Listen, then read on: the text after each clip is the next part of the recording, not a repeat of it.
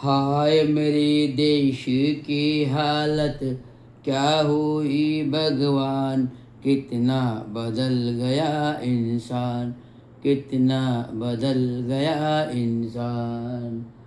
हाय मेरी देश की हालत, क्या हुई भगवान, कितना बदल गया इंसान, कितना बदल गया इंसान। जय विजय महाराष्ट्र, जय जय भारत। हे मी 2 वाक्य बोललो. कितना बदल गया है इंसान. हाय मेरे देश की हालत, क्या हुई भगवान, कितना बदल गया है इंसान. मी नुकतंच सकाळपासून जे जे आत्ता आल्या पण तेच न्यूजमध्ये पाहतोय. अब की बार एक साल भर शादी हो तो देशवासियों सोना नहीं खरीदना. पेट्रोल ईंधन कम वापर करना. मेट्रो से आप प्रवास कीजिए. पेट्रोल के ईंधन कम में बचत कीजिए. साल भर सोना मत खरीदिए. और ऑनलाइन वर्चुअल मीटिंग्स के लिए, ऑफिस के लिए वर्क फ्रॉम होम कीजिए. वर्क फ्रॉम होम कीजिए. ये मेरी चेतावनी है, ये मेरे संदेश है. ये मेरी चेतावनी है, मेरी संदेश है कि पेट्रोल ईंधन बचत कीजिए. साल भर सोना मत की खरीदी कीजिए. और online office work from home कीजिए. तर ह्या नरेंद्रंच्या घोषवाक्याची आठवण तुम्हाला करून देते का? 2016 मधली, 8 नोव्हेंबर 2014 मधली. काय होते? अब की बार 500 और 1000 के नोट टेंडर नहीं रहेंगे. अब की बार 500 और 1000 के नोट टेंडर नहीं रहेंगे. जनता ने अपने पास जितने भी 500 1000 के नोट हो 30 दिसंबर तक आपको मुदत दी जाती है, वो बैंक में जाकर जमा कीजिए. हे असे वाक्य आले की मी असं वाटतं ऑफिसवरून नुकतंच घरी आलो. होय, मी ऑफिसवरून नुकतंच घरी आलो, दरवाजात पाय ठेवलंय. नुकतंच म्हणजे मिसेसने टी व्ही लावला आणि टी व्ही लावल्यावर बातम्यांमध्ये जे संवाद ऐकायला आले, नाटकातले नटसम्राट इथल्लो विपल्लो कत्तल्लो मोदिल्लो आणि मोदी को सुनो. इथल्लो कत्तल्लो बफेलो मोदी को सुनो. नटसम्राट आहे, आधुनिक नटसम्राट आहे. जे मी वाक्य बोललो ते आधुनिक नटसम्राटाचे आहे. हा देशाचा नटसम्राट आहे, जो देश 140 कोटी जनता आपल्या 10 बोटांवर नाचवतोय. हा नटसम्राट आहे आधुनिक, जो आपल्या देशातील 140 ते 150 करोड जनता 10 हाताच्या बोटांवर नाचवतोय. पहिल्या सरकारमध्ये अब की बार मोदी सरकार, हर घर घर में 15 लाख, हर किसान को अनाज, हर इंसान को नौकरी और युवा को नौकरी और इंसान को मकान. हे अशा घोषणा केल्यानंतर लोकांवर प्रभाव पडला आणि लोकांना वाटलं की काँग्रेसचं सरकार एक जुलमी आहे सरकार. फार न्यायाने अत्याचार होते, फार प्रचंड महागाई होते, असं लोकांना खरोखर वाटलं. आणि त्यांनी भावनिक होऊन नरेंद्र मोदींना भरभरून मतं केली. आणि आम्हाला पण वाटलं फर्स्ट टर्म परिवर्तन करूया, BJP सरकारला देऊया. दिले ना, आम्ही शिवसेनेला दिले ना वोट, ठाण्यातील आमदारांना दिले ना वोट.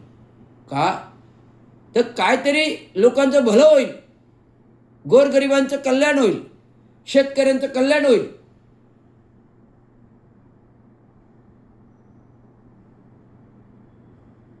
देशातला चलन जो परदेशात गेला, नीरव मोदी, मेहुल चोक्सी, विजय मल्ल्या, जो भारतातला बँका लुटून विदेशात पैसे पळून गेले, ते येतील. 8 नोव्हेंबर 2016 नोटबंदी केली. हमको देश का काला धन वापस लाना है. अरे पण 8 नोव्हेंबर 2016 काळा पैसा सफेद केला. त्याचं काय? मोठमोठ्या विदेशी कंपन्या, इंडस्ट्रियल कंपन्यांनी आपला काळा पैसा या अशा नोटबंदी व्यवहाराने, नोटबंदी करायचं हे घटनेच्या संविधानिक आहे. 10 वर्षाने प्रॉब्लेम ऑफ रुपीज ग्रंथ वाचा, जे डॉक्टर महान युगदान योगपुरुष महामानवने लिहिलेलं आहे. 10 वर्षांनी करन्सीमध्ये बदल आला पाहिजे. परंतु अद्यापही काँग्रेसच्या सरकारच्या कालावधीमध्ये करन्सी बदल आला म्हणजे विविध नवीन नाणी, विविध नवीन नाणी आल्या. नोटांचा प्रकार हळूहळू बदलण्यात गेला. नोटांचा, नाण्यांचा प्रकार हळूहळू बदलण्यात गेला. त्या 10 वर्षांनी करन्सी बदलण्यात आली. परंतु कंप्लीट नोटबंदी बंद करा असं काय त्याच्यामध्ये लिहिलं नाही आहे. परंतु तुम्ही कायमची नोटबंदीच केली 500 आणि 1000 रुपयाची, आणि लोकांना जमा करायला सांगितले. लोकांना रांगेमध्ये उभं केलं. फार दुर्धर कहाणी, अनेक लोक मेली रांगेमध्ये उभं राहून.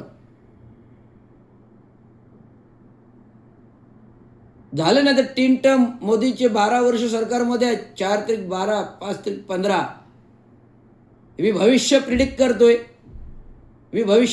करतोय. आजची घोषणेवरून लोकांना ह्या देशाच्या पंतप्रधानांचा खोटेपणा उघड झालेला आहे. आणि नरेंद्र मोदी हे नापास पंतप्रधान आहेत देशाचा देश चालवण्यामध्ये.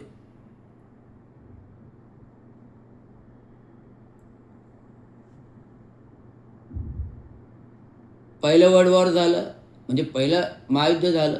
सेकंड वर्ल्ड वॉर झाले म्हणजे दुसरं महायुद्ध झालं. जपान हिरोशिमा नागासाकीवर अणुबॉम्ब टाकले गेले. जपानच्या हिरोशिमा नागासाकीवर अणुबॉम्ब टाकले गेले.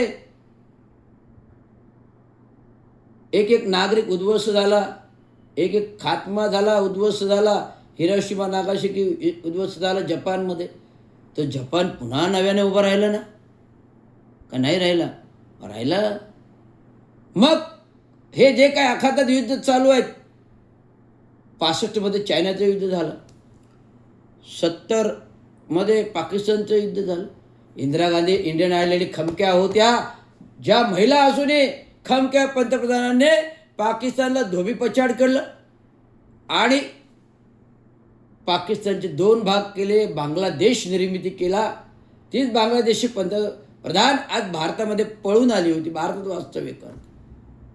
ही नामुष्की अखा त्या राष्ट्रांवर येते. पण भारत देश हा जो आहे, ज्या युगपुरुष महामानवाने संविधानाने घटना घडविली, त्या स्वातंत्र्यवीरांनी देश स्वातंत्र्य मिळवून दिलं. पंडित जवाहरलाल पंतप्रधान 17 वर्ष होते. देशाच्या संविधानासाठी डॉक्टर बाबासाहेब आंबेडकर यांची नियुक्ती केली. घटनापीठाचे अध्यक्ष होते. कोण म्हणते डॉक्टर बाबासाहेब आंबेडकरांनी संविधान लिहिले नाही? कोण? BN सिंग. घटनेच्या संविधानाच्या कमिटीमध्ये जर बाबासाहेब आंबेडकर अध्यक्ष होते तर सर्वस्वी जबाबदारी त्यांची होती. तुम्ही काय मसुदा लिहिला हे चेक करायचं गोष्ट बाबासाहेबांची होती. पण तुम्ही घटना संविधानातील लोक सगळे पळून गेले, एकटे राहिले बाबासाहेब आंबेडकर. त्यांनी संविधान प्रस्तावना पडताळणी तपासली, अनेक पुस्तकं हाताळली, चाळली. आणि जे काही प्रस्तावना झाली तुमच्यासमोर आहे.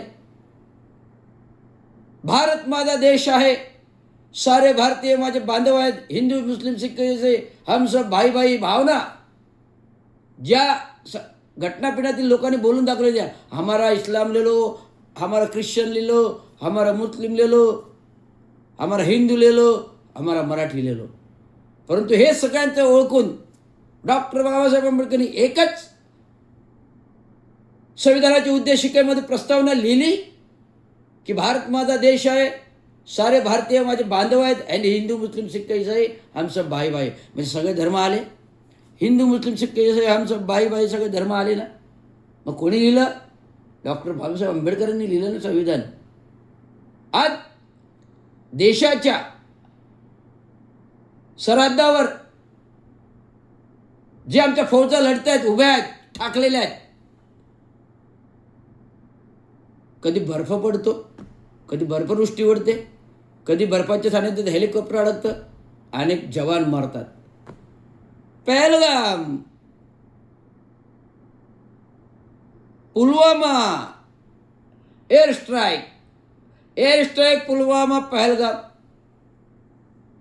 अरे देशाला मूर्ख बनवतो नरेंद्र मोदी. हे सगळं स्कॅम देशाच्या पंतप्रधानांनी घडवलं. सांगतोय, फार विदारक स्थिती आहे. आणि तुम्हाला सगळ्यांना माहिती आहे, आता ऑपरेशन सिंदूरला आता 1 वर्ष होते. जो दिखावाचा ऑपरेशन सिंदूर होता, नंतर पाकिस्तानच्या लष्कराने भूमिका जाहीर केली की कुठलंही विमान पाडलं नाही, कुठलंही युद्ध झालं नाही. फक्त भारताने त्या जे काही गोळीबार करणारे अतिरेकी होते त्यांची घरं पाडली. मोदीने जे काही मिलिटरी पाठवली, सैन्य पाठवलं, ज्या आमच्या मिलिटरी बायका होता, तिन्ही दलाच्या स्थलसेना, वायुसेना, नौसेना, तिने चांगली कामगिरी केली. अतिरेकांना मारलं. जे काही सिंदूर चालू होतं 15-1 ऑपरेशन पहलगाममुळे केलं. परंतु हे कराधारा सगळं मोदीचं होतं. जो पाकिस्तानच्या दहशतवाद्याचे सेटिंग करून आम्ही विदेशात गेलो पळून, नंतर आल्यानंतर कळतं की अशी पहलगाम घटना घडली. 27 लोकांना मारले गेले हिजाब विचारून, आणि आम्ही येतो घोषणा करतो शिमला करार बंद करतो आणि उधार का सिंदूर करतो. उधार का सिंदूर ऑपरेशन सिंदूर होतं. उधार का सिंदूर ऑपरेशन सिंदूर होतं. नरेंद्र मोदी दाखवतो का आमचं सरकार टिकवायचं आहे आणि देशाला दाखवायचं आहे की नरेंद्र मोदी देशासाठी सर्वस्व आहे. अनेक ॲक्टर, मला वाटतं शाहरुख खान ॲक्टर कमी असेल, सलमान खान कमी असेल, आणि तो JP दत्ता जो मिलिटरीवर पिक्चर काढतो, बॉर्डर सरहद, बॉर्डर 2, बॉर्डर 1, बॉर्डर, जो पिक्चर काढतो ना, त्याच्यामध्ये ॲक्टरमधून नरेंद्र मोदींना घ्यावं. चांगलं ॲक्टिंग करेल ना, देशाच्या सीमेवर जाऊन पोशाख घालतो, दाखवतो, बंदूक घेतो, सगळं मिलिटरी दाखवतो ॲक्टिंग. चांगले ॲक्टर आहेत ते. फॉरेस्ट जंगलामध्ये टायगर सफारी करायला जातो, दाखवतो टायगरांवर. टायगर तोच बनू शकतो, वाघ तोच बनू शकतो जो खराखुरा देशाचा देशप्रेमी असतो. जो दिखावा करतो तो टायगर कधी होऊ शकत नाही, लायन कधी होऊ शकत नाही, कारण त्याचं देशावर प्रेम नाही. जर देशावर प्रेम असतं तर त्याने देश विकला नसता. आज जे काय राजीव गांधीने राजीव गांधी बोलतो, Rahul Gandhi, sorry to say that, Rajiv Gandhi यांचा धुरंधर मृत्यू झाला, देशासाठी बलिदान आहे. इंदिरा गांधीचं धुरंधर मृत्यू देशासाठी बलिदान. आणि त्यांचा मुलगा राहुल गांधी धुरंधर हुशार आहे, असा भारतामध्ये हुशार माणूस होणार नाही, आणि नरेंद्र मोदींना ती जमणार नाही. त्यामुळे जे काही ट्विट केलं राहुल गांधी ते योग्य केलं. हे अपयश आहेत नरेंद्र मोदीचे, जे स्वतःचे अपयश जनतेवर थोपवतोय. स्वतःचे अपयश नरेंद्र मोदी जनतेवर थोपवतोय. आणि आम्ही अंधभक्त कोण आहेत? काही झालं का लगेच देवेंद्र येतो. कपटी इंद्र तो देवेंद्र, कपटी इंद्र तो देवेंद्र लगेच येतो. इंद्राचे प्रताप माहिती आहे ना, दुसऱ्याच्या बायकोवर अत्याचार करायचे ऋषीमुनीच्या रूप घेऊन. मग त्या बिचारा जिच्यावर अत्याचार केला तिला शिळा म्हणजे अत्याचार केला, इंद्र गेला पळून, बिचारा ऋषी त्या शेळीला शाप त्या बाईला शाप देतो, त्या पत्नीला, आणि ती शिळा बनते.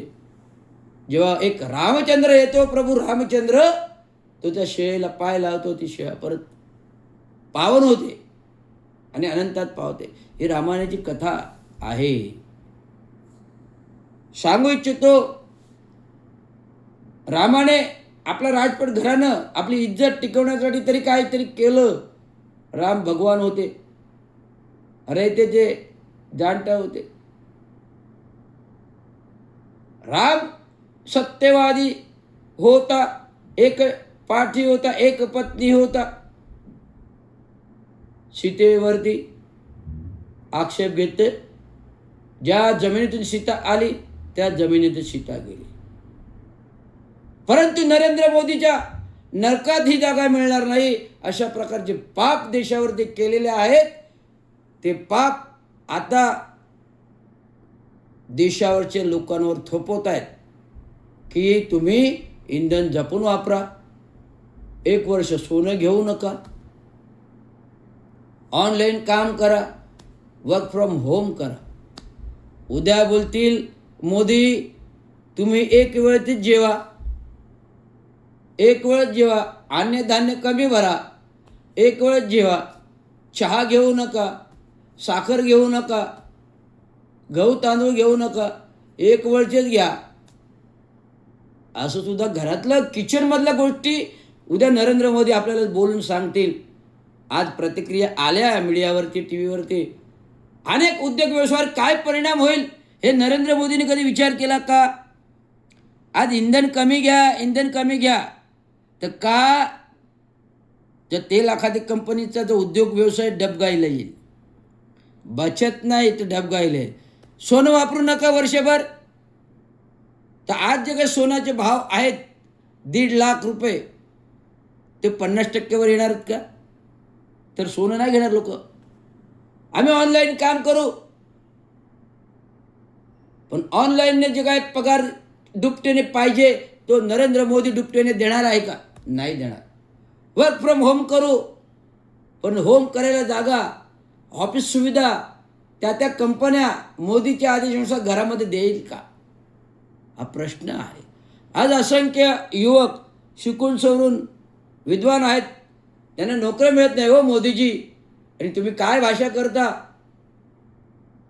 आज नोकरी धंदा करणाऱ्या मुलांना एकतरी दाखवा तुम्ही नोकरी दिले. आज त्यांच्याबरोबर जे काही सरकारमध्ये आहेत, राज्यामध्ये एकनाथराव शिंदे, अजित पवार दिवंगत, आता सुमित्रा पवार, त्यांनी दाखवून द्या कुठल्या गरीबाला नोकऱ्या दिल्यात. आम्ही दिल्यात. आमच्याकडे कोणती सत्ता नाही आहे, कोणता राजपट नाही, आम्ही सर्वसामान्य नागरिक आहोत. परंतु आम्ही हजारो लोकांना नोकरी देण्याचं काम वडील विपर्जित करतोय कामगार संघटना आहे. हे बोलायला येत आहे.